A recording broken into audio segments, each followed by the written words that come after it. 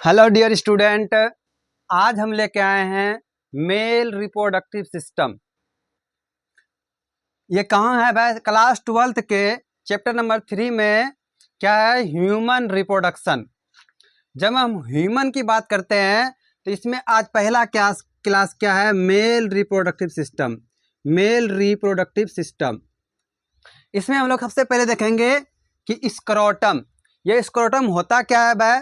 कि हम लोग के बॉडी के अंदर जहाँ पे टेस्टिस प्रेजेंट है वहाँ पाउच लाइक स्ट्रक्चर बना हुआ है कुछ इस तरह से। ये दो सेक में डिवाइड है। हम लोग का जो क्या है, दो सेक में डिवाइड है। इससे का एक साइड में और इस साइड में, दोनों साइड क्या है, एक एक टेस्टिस पाया जाता है। इतना क्लियर है? आइए देखते हैं कि पाउच ऑफ डीपली पिगमेंटेड क्या बोला। वो ये जो पाउच बना हुआ है डीपली पिगमेंटेड का मतलब हुआ कि बहुत ज़्यादा डार्क रहता है। Skin divided into two separate sac, लेकिन क्या ये जो स्किन है दो अलग अलग भाग में डिवाइड है। आप देख पा रहे होंगे जैसे ये हमने बनाया है तो दोनों का क्या है, इस जगह से सेपरेट है। एक साइड में क्या पहला टेस्टिस और दूसरे साइड में दूसरा टेस्टिस पाया जाता है। वही बोल रहा है कि skin divided into two separate sac. Skin क्या है, दो सेपरेट सेक में डिवाइड है। ये देख पा रहे होंगे आप, ये वाला से डिवाइड किया गया है। इसका क्या काम है भाई कि ईच सेक कंटेन वन टेस्टिस, कि हर एक सेक क्या करके रखा है, एक टेस्टिस कंटेन करके रखा है, मतलब वो अपने पास रखता है। मतलब क्या हुआ कि ये दो भाग में बांटा गया है।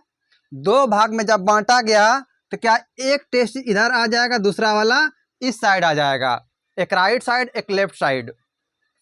आगे देखते हैं कि the normal temperature of the testis in the scrotum is about 2 to 2.5 Celsius lower than the internal body. इसको थोड़ा अच्छे से समझते हैं।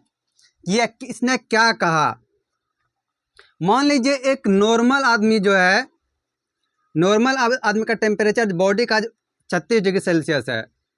उसके इंटरनल बॉडी का टेम्परेचर कितना है? 36 डिग्री है।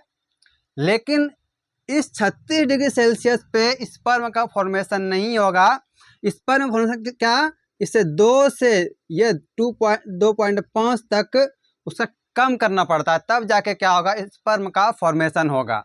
मतलब गैमीटोजेनेसिस के लिए क्या जरूरी है कि बॉडी टेम्परेचर से 2 से 2.5 डिग्री सेल्सियस कम होना चाहिए।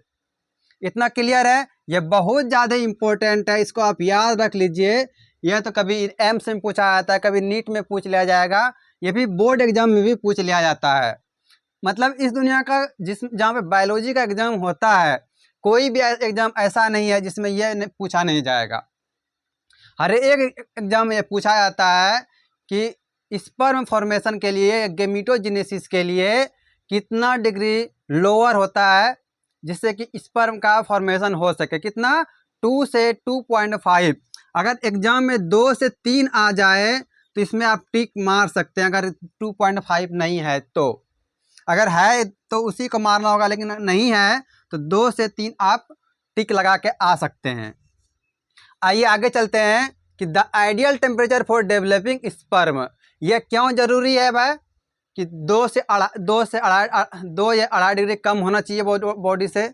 अभी बताए कि स्पर्म फॉर्मेशन के लिए क्या जरूरी है कि बॉडी के टेम्परेचर से 2 से 2.5 डिग्री कम होना चाहिए।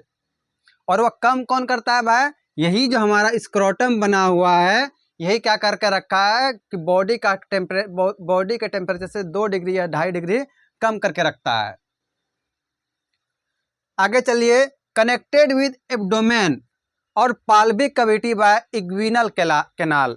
इसको थोड़ा अच्छे से एक्सप्लेन करते हैं ताकि समझ में आ जाए। इसको मिटा देते हैं। क्या बोला? इग्विनल कैनाल।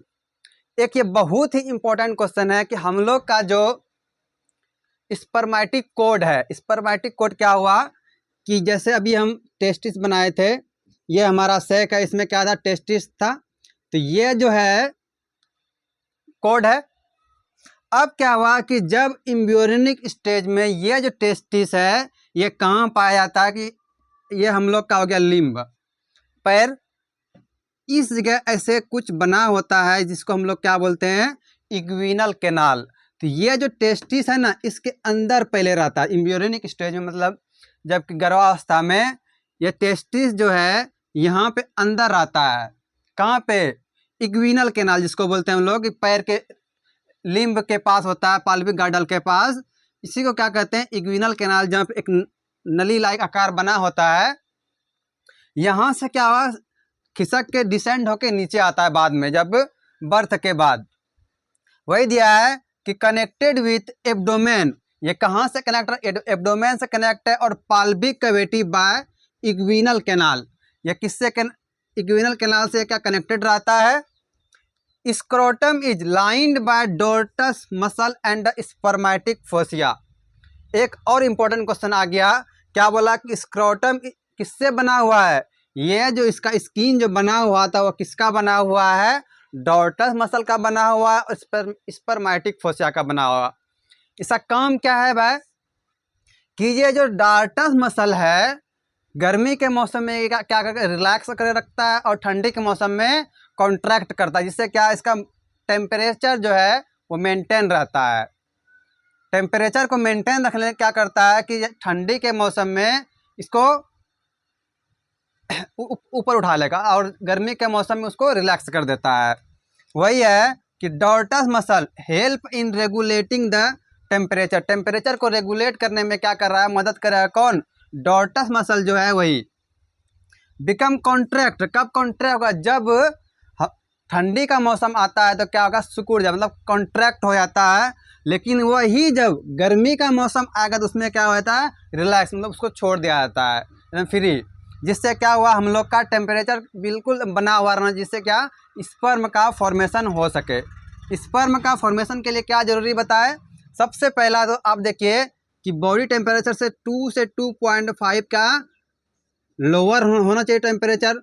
दूसरा क्या, कि टेम्परेचर को मेंटेन करने के लिए कौन कौन मसल है, डॉर्टस मसल है और स्पर्मेटिक मसल है। डॉर्टस मसल और स्पर्मेटिक मसल क्या करता है, कॉन्ट्रैक्ट करता है और रिलैक्स करता है। कब कॉन्ट्रैक्ट करे भाई, जबकि ठंडी का मौसम रहता है तो क्या कॉन्ट्रैक्ट करता है, ताकि उसका टेम्परेचर बना हुआ रहे, टेम्परेचर रेगुलेट होता रहे। और जब गर्मी का मौसम होगा फिर वो रिलैक्स कर देता है। अगले क्लास में हम देखेंगे टेस्टिस। अभी हम देख रहे थे स्क्रोटम सिर्फ, अगले क्लास में टेस्टिस देखेंगे। मेरा पहला लेक्चर था।